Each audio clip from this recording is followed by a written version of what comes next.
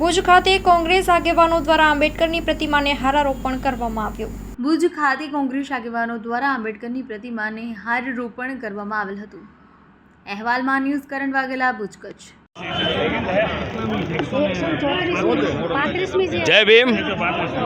આજે આદરણીય ડૉક્ટર બાબા સાહેબની 135મી જન્મ જયંતિ નિમિત્તે આજે અમારા કોંગ્રેસ પક્ષના બધા જ આગેવાનો દ્વારા એમના હારારોપણ કરવામાં આવ્યું છે અને આજે દેશની જે લોકશાહીની જો વાત કરવા જઈએ તો બાબા સાહેબ આંબેડકરે જે સંવિધાન લાગુ કર્યો છે એના ઉપર આખો ભારત દેશ ચાલી રહ્યો છે, પણ ક્યાંક ને ક્યાંક હવે આ જે લુખાગીરી સત્તા આવી છે એના લીધે સંવિધાનને નુકસાન કરે છે અને સંવિધાન કેમ એનાથી કોઈ પણ પરિસ્થિતિમાં ટૂંકો કરવાની વાત કરે છે।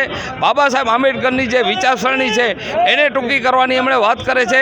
એમને જાકારો આપીએ છીએ અને બાબા સાહેબ આંબેડકરનો સંવિધાન જીવિત હતો અને આજીવન જીવિત રહેશે